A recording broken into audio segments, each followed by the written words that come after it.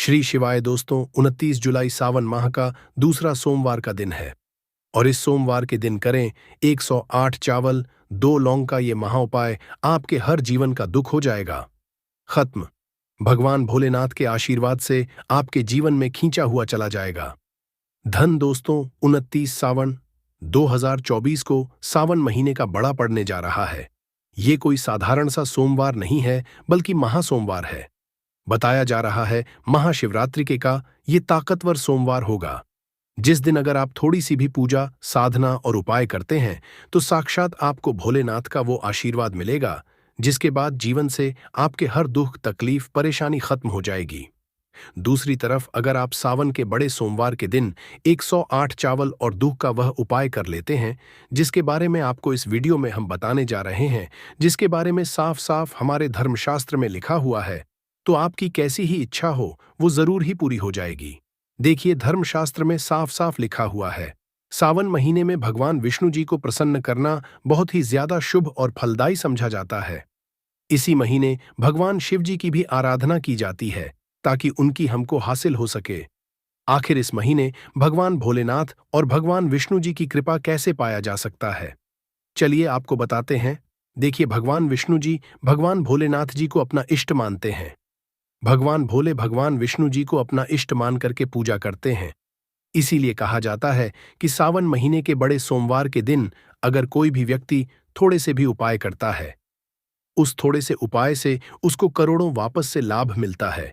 इस सावन दौरान अगर आप बस सभी सोमवार के दिन वह उपाय कर लेते हैं जिसके बारे में बताने आ रहे हैं दोस्तों, तो आपके जीवन का कोई तकलीफ हो, दुहक हो, दर्द हो, परेशानी हो, वो हमेशा के लिए खत्म हो जाएगी और आपके जीवन की जो भी इच्छा होगी, चाहे वो नौकरी बंद पड़े, व्यापार को चलाने की इच्छा, वो चाहे संतान हासिल की इच्छा हो या कैसी भी इच्छा हो, वो जरूर ही पूरी होगी। ध्यान रखिएगा दोस्तों, सावन महीने के बड़े सोमवार के दिन अगर आप अपने जीवन का बस 2 या 4 मिनट निकालकर चावल और वह उपाय कर लेते हैं जिसके बारे में हम आपको इस वीडियो में बताने जा रहे हैं, तो मान के चलिए दोस्तों, आपके जीवन में आपका रुका हुआ धन आपको मिल जाएगा। आपके जीवन धन आने के सारे रास्ते खुल जाएंगे। आपका बंद पड़ा व्यापार जो चल पड़ेगा। आपके जीवन में आप बहुत ही कामयाब होंगे। जिस कार्य को भी शुरू करेंगे उस कार्य में आपको सफलता हासिल होगी, क्योंकि यहाँ पर आपको साक्षात भगवान विष्णु जी और भगवान भोलेनाथ जी का आशीर्वाद और वरदान हासिल होगा।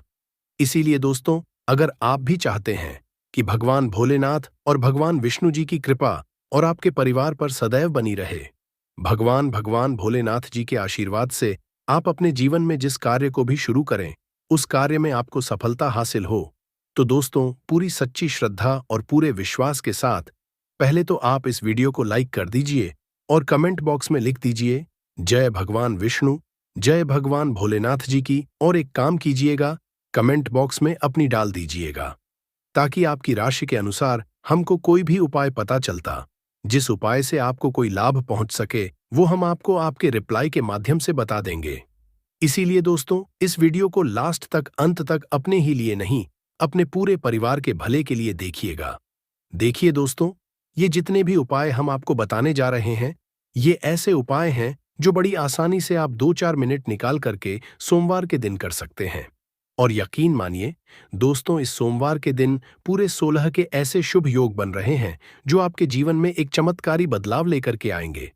अगर आपने यह उपाय कर लिए जिसके बारे में आपको हम इस वीडियो में बताने जा रहे हैं, चलिए दोस्तों, एक एक करके हम आपको सारे उपायों के बारे में बताते हैं, परंतु आपसे निवेदन है, वीडियो लाइक करना मत भूलिएगा।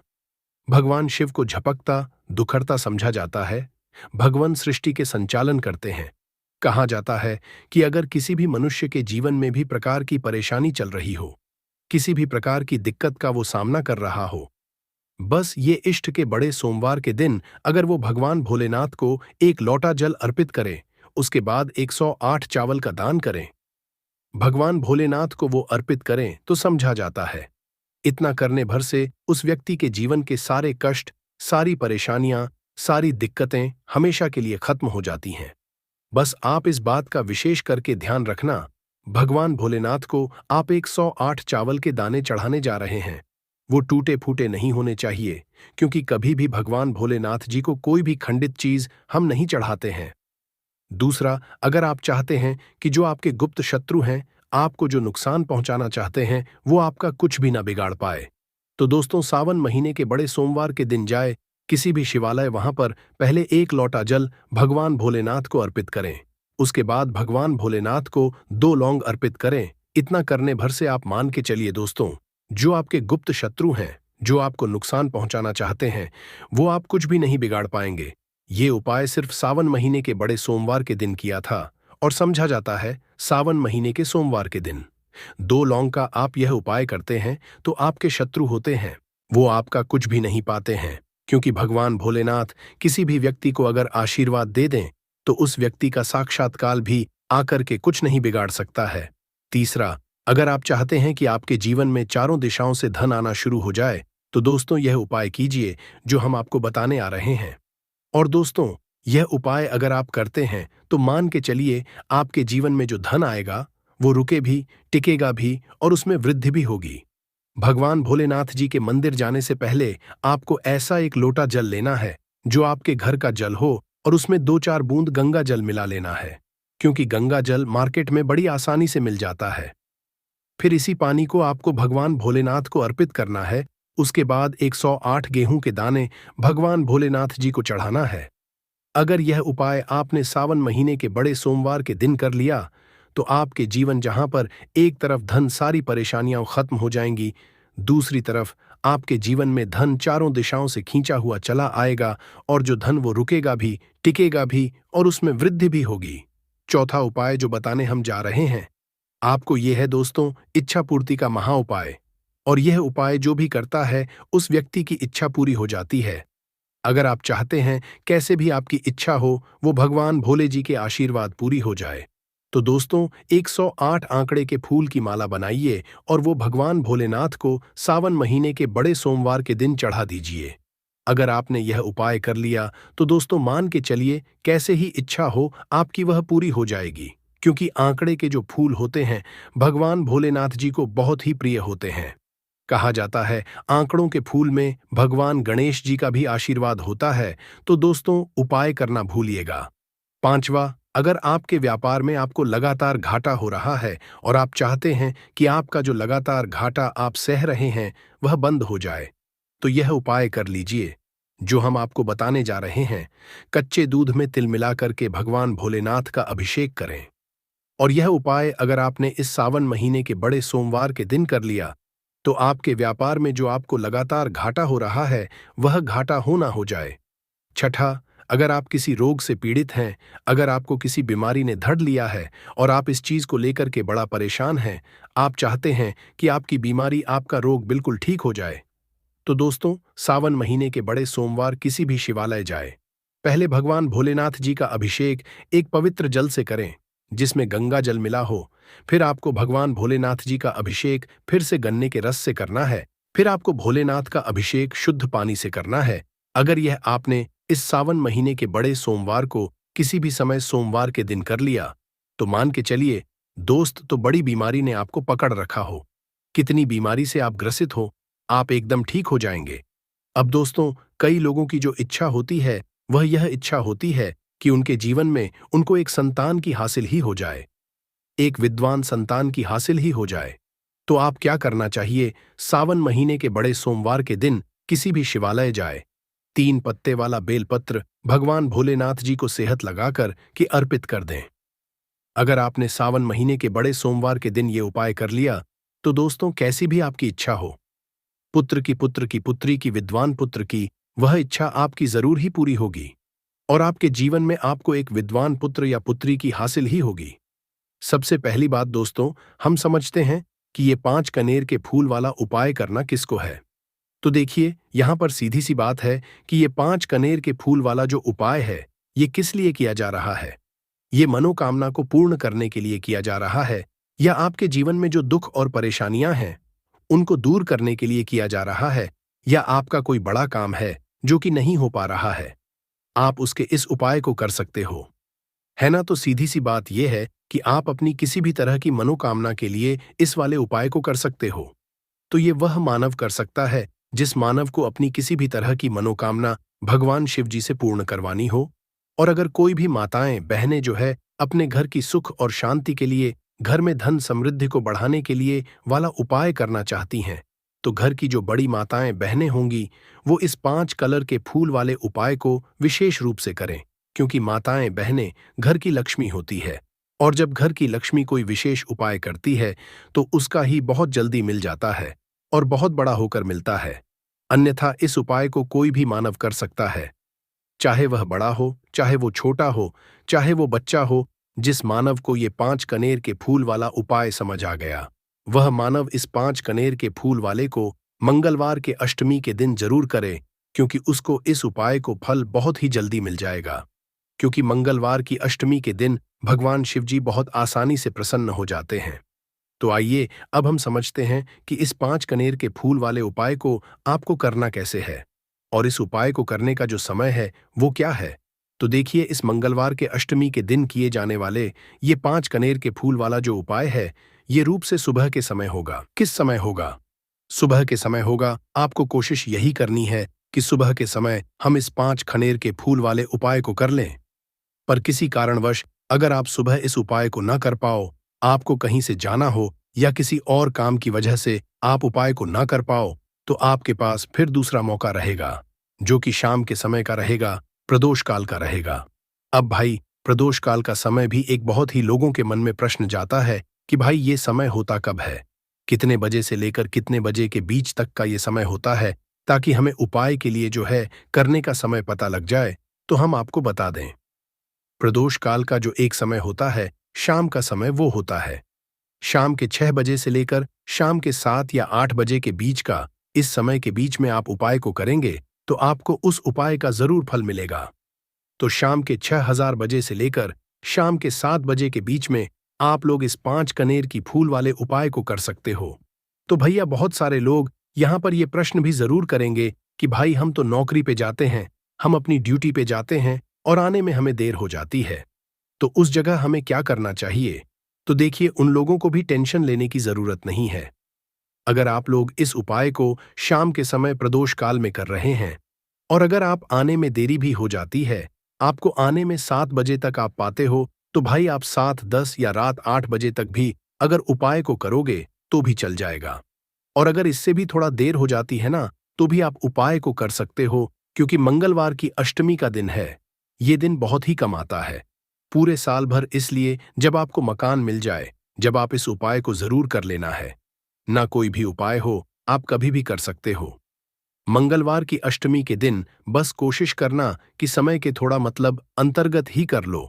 पर कारणवश अगर ना कर पाओ तो फिर आप थोड़ा देरी से भी कर सकते हो। आपको उपाय का फल जरूर मिलेगा, क्योंकि भगवान शिवाजी बहुत ज्यादा प्रसन्न होते हैं सभी भक्तगणों से जो उनको प्रसन्न करते हैं, है ना। तो अब हम यहां पर समझते हैं कि आपको उपाय करना है। सबसे पहली चीज दोस्तों, ये जो उपाय है ये 5 कनेर के फूल वाला उपाय है। तो सीधी सी बात है, इस उपाय में हमें 5 कनेर के फूल तो लेने ही लेने पड़ेंगे। अब यहां पर एक सबसे बड़ी गलती होती है जो कि आप उपाय में करते हो और आपको पता भी नहीं लगता है, जो कि हम आपको बताते हैं। देखिए, जो आप 5 कनेर के फूल लेकर आओगे, सबसे पहले तो कनेर का फूल आप लोगों को पता होगा कि कैसा होता है। हम आपको जब भी बताएं, कनेर के फूल वो होते हैं जो कि पीले कलर के होते हैं, लंबे लंबे से होते हैं। आप लोगों ने देखे भी होंगे, आप लोगों ने जो थंबनेल में फूल देखा हुआ था वही कनेर का फूल होता है। तो आप लोगों को वैसे ही 5 कनेर के फूल लेकर आने। ये कनेर के फूल आप लोगों को बहुत आसानी से मिल जाते हैं, बस आपको इसका पेड़ ढूंढना होता है और बहुत सारे फूल उसमें लगे हुए होते हैं, कुछ भी कमी नहीं होती।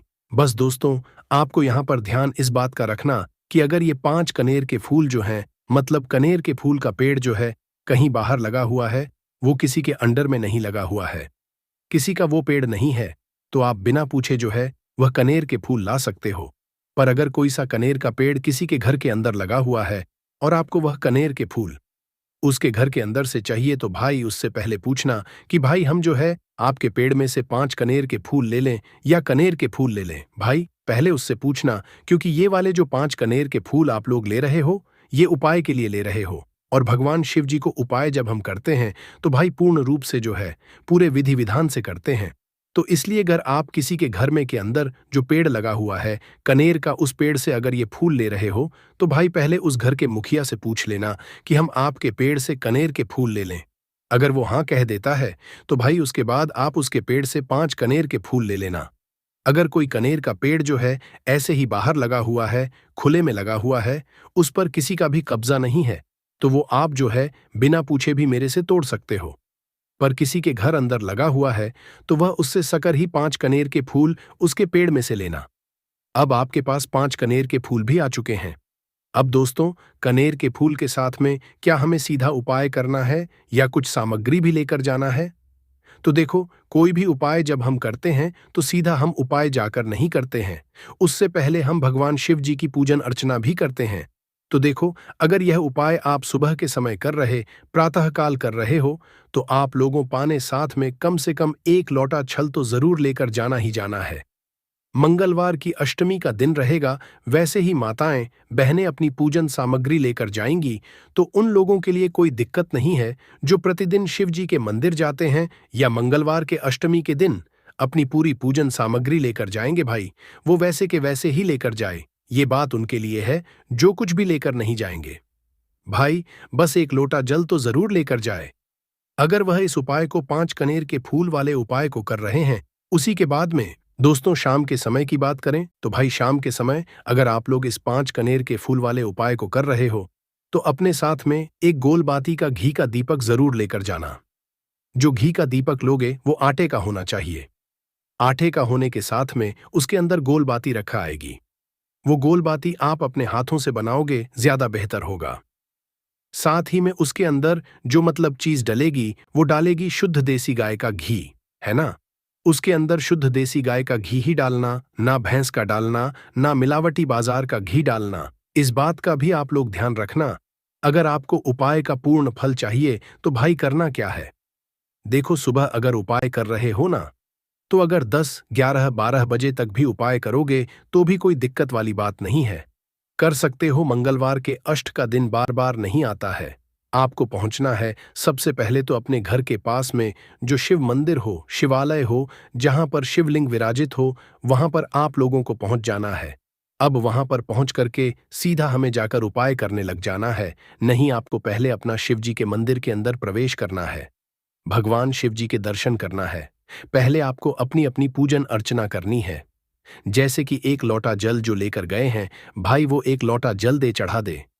इसके अलावा जो भी पूजन सामग्री है, आपकी फूल, धतूरा, गुलाल, अबीर गुलाल, जो भी चीजें हैं, चंदन वगैरह, उन सारी चीजों से आप पूजन अर्चना कर सकते हो। पर जो उपाय की 5 कनेर के फूल हैं वो आप अलग ही रखना। वो उपाय के समय ही हमें निकालने हैं, तो पहले आप अपनी पूजन अर्चना कर लेना। जैसे आप मंगलवार के दिन करते हो, मंगलवार के अष्टम के दिन करते हो, वैसे आप अपनी पूजन अर्चना कर लेना, है ना? इसी शाम के समय है। शाम के समय जब आप अपने घर के पास में जो शिव मंदिर हो वहां पर पहुंचोगे तो पहुंचने के बाद आप पहले अपना वह घी का दीपक जलाना। अब घी का दीपक जलाने में भी इस बात का ध्यान रखना, इस घी के दीपक को आपको अपने घर से जलाकर नहीं लेकर जाना है और मंदिर में जाकर भी जलाना है। और मंदिर में जाकर जलाओगे तो उसे अपनी माचिस से ही जलाना है। अपने घर से इस दीपक को जलाने के लिए अपनी माचिस लेकर आना। आपने मंदिर किसी और की माचिस ले ली।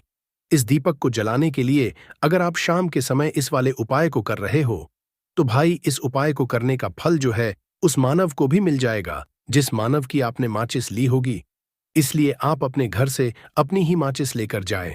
उसके बाद में दोस्तों, आप लोगों को एक बात का और ध्यान रखना है कि जब आप उस दीपक को जला दो, जलाने के बाद उस दीपक से आप चाहो तो आरती भी उतार सकते हो, अन्यथा बात नहीं है। आप उस दीपक को भगवान शिव जी के इतने पास मत रखना कि भगवान शिव जी को आंच लगी। थोड़ी दूरी बनाकर ही जो है आप उस दीपक को जो है भगवान शिव जी के शिवलिंग के पास में रखना, क्योंकि अभी हम जो है भगवान शिव जी को प्रसन्न करने वाले हैं। तो इसलिए जो है भगवान शिव जी को आंच ना लगे, इतनी दूरी बनाकर आप उस दीपक को रख दीजिएगा। जैसे ही आपकी पूजन अर्चना हो जाती है, आप जल चढ़ा देते हैं। सुबह के समय तो जल चढ़ा देते हैं, पूजन अर्चना हो जाती है। फिर उसके बाद में भगवान शिव जी की शिवलिंग के पास में कहीं पर भी बैठ जाइए। सामने बैठ जाइए या आसपास बैठ जाइए। उसी तरीके से शाम के समय है दीपक, जैसे ही लग जाए तो भाई आप अपना उपाय को यहां पर कर सकते हैं। और उपाय को करने से पहले आप अपने वह 5 कनेर के फूल निकाल लीजिए, क्योंकि अब हम यहां पर उपाय को करने वाले हैं। उपाय को करने के लिए आप शिवलिंग के सामने भी बैठ सकते हैं, आसपास भी बैठें, कोई दिक्कत वाली बात नहीं है। अब हमारे पास 5 कनेर के फूल हैं, तो सीधी सी बात है कि इन 5 कनेर के फूलों को हमें 5 अलग अलग जगहों पर यहां पर चढ़ाने हैं। अब वो 5 अलग अलग जगह कौन सी हैं, वो हम आपको बताते हैं।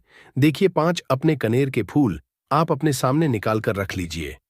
अब 5 कनेर के फूल में से सबसे पहला वाला कनेर का फूल आप लोग उठाइए और पहले वाले कनेर के फूल आपको कहां पर चढ़ाना है? वो आपको चढ़ाना है भगवान शिवजी शिवलिंग के ऊपर, जो गणेश जी वाला स्थान होता है वहां पर। अब भगवान शिवजी के शिवलिंग के ऊपर गणेश जी वाला स्थान कहां पर होता है? भगवान शिवजी की शिवलिंग होती है, शिवलिंग की जलाधारी होती है। जलाधारी का जो राइट हैंड साइड होगा, मतलब शिवलिंग की तरफ से खड़े होकर देखना कि भगवान शिवजी का सीधा हाथ कौन सा है, राइट हैंड साइड कौन सा है। उस राइट हैंड साइड पर आपको ये पहले नंबर का कनेर का फूल समर्पित करना है। और जो फूल का खिला होगा ना, वो शिवलिंग की तरफ करके ही आप लोग जो है इस पहले नंबर के फूल को भगवान गणेश जी वाले स्थान पर समर्पित करना। जलाधारी के राइट हैंड साइड पर अब दोस्तों निकाल लेना अपना दूसरे नंबर का कनेर का फूल है ना। अब दूसरे नंबर के कनेर के फूल को आपको कहां पर समर्पित करना है, या आपको समर्पित करना है भगवान कार्तिक जी वाले स्थान पर। अब गणेश जी वाला स्थान राइट हैंड साइड पर होता है, तो कार्तिक वाला लेफ्ट हैंड साइड पे होता है, जलाधारी के ऊपर है ना। तो जलाधारी के ऊपर जो लेफ्ट हैंड साइड का जो हिस्सा है, वहां पर कार्तिकी जी के स्थान है। तो इस दूसरे नंबर के फूल को आप वहां, मतलब वहां पर समर्पित कर देना और भगवान से प्रार्थना कर लेना। और फूल का खिला हुआ भाग शिवलिंग की तरफ ही होना चाहिए। अब बात आती है तीसरे कनेर के फूल की, तो तीसरे कनेर के फूल को भी आपको लेना है और इस तीसरे फूल आपको माता अशोक चंद्र जी वाले स्थान पर समर्पित करना है। अब ये माता अशोका चंद्र जी का स्थान कहां पर होता है दोस्तों? ये जो स्थान होता है, ये जलाधारी के बिल्कुल बीचों बीच में होता है। आपने पहला फूल भगवान गणेश जी वाले स्थान पर चढ़ाया, दूसरा फूल कार्तिकी जी वाले स्थान पर चढ़ाया। अब ये तीसरा फूल जो है इन दोनों फूलों के बीचों बीच चढ़ेगा, मतलब जहां पर माता अशोक सुंदर जी का होता है, खिला हुआ भाग शिवा की तरफ करके ही जो है इस तीसरे नंबर के फूल को आप समर्पित कर देना माता अस्का चंदी वाले स्थान पर। अब बात आती है चौथे नंबर के फूल की। तो दोस्तों, जो चौथे नंबर का फूल होगा, ये आप लोगों को कहां पर समर्पित करना है? ये आप लोगों को समर्पित करना है भगवान शिवाजी की शिवलिंग के ऊपर, जो एक पात्र टंगा हुआ होता है जिससे बूंद बूंद करके जल टपकता है, जिसके अंदर शिव जी की 5 बेटियों का स्थान होता है, जया, विष, हरा, शमली और देव। उस पात्र के जो है आप लोगों को क्या करना है? ये चौथे नंबर के फूल को समर्पित करना है। अगर किसी कारणवश आपका वह पात्र जो है शिवलिंग के ऊपर जो पात्र टंग हूं होता है, जिससे बूंद बूंद करके जल टपकता है, वह पात्र उपस्थित ना हो, तो भाग को क्या करना है कि शिवजी की 5 बेटियों का नाम लेकर जया, विष, हरा, शामली, बारी, दोतली और देव का नाम लेकर जो है इस चौथे नंबर के फूल को आपको जलाधारी के ही कटी शिवलिंग का जो कटी भाग होता है, मतलब जलाधारी ही जो भाग होता है ना, वहां पर समर्पित कर देना इस चौथे नंबर के फूल को, है ना। उसके बाद में दोस्तों बात करते हैं आखिरी नंबर के 5वें नंबर के फूल को, जो कि आखिरी फूल है हमारा। इस 5वें नंबर के फूल को आपको क्या करना है? अगर आपके, मतलब जिस मंदिर में आप गए हो, वहां पर अगर त्रिशूल लगा हुआ है, तो भाई त्रिशूल का एक मध्य भाग होगा जहां से वो त्रिशूल के तीनों भाग निकले हुए होंगे, है ना। तो आप त्रिशूल का एक मध्य भाग देख लेना है। उस मध्य भाग पर आपको इस 5वें नंबर के कानर के फूल को छुआ है, स्पर्श कराना है। और स्पर्श कराने के बाद इस 5वें नंबर के फूल को आपको क्या करना है? भगवान शिवाजी के शिवलिंग के ऊपर समर्पित कर देना है। अब दोस्तों, अगर वह, मतलब जो है त्रिशूल ना भी हो आपके मंदिर में उपस्थित, तो आप सीधा सीधा यह जो 5वें का कनेर का फूल है या भगवान शिव जी के शिवलिंग के ऊपर समर्पित कर देना। बस इस बात का रखना कि जो खिला हुआ भाग है फूल का, वो सामने की तरफ होना चाहिए, जलाधारी की तरफ होना चाहिए। और डंडी का जो भाग है वो शिवलिंग के पीछे की तरफ होना चाहिए। फूल की है ना, तो इस बात का आप लोगों को ध्यान रखना है। जैसे ही आप लोगों को ये पांचों फूल समर्पित कर देते हैं, वहीं पर भगवान शिव जी के शिवलिंग के पास में बैठकर जो है हाथ विनती कर कर अपनी मनोकामना बोलना। जिस मनोकामना के लिए आप लोग ये वाला उपाय कर रहे हो, अपनी वो दुख और बोलना जिसके लिए आप लोग अपना ये वाला उपाय कर रहे हो। अपनी किसी भी एक मनोकामना के लिए ये वाला उपाय करना, 2-3 मनोकामना एक साथ मत भूलना। कोई भी एक मनोकामना बोल देना अपने 5वें नंबर के फूल को चढ़ाने के बाद, और चढ़ा दो तो भाई 2 मिनट भगवान शिवाजी के नाम का जाप कर लेना।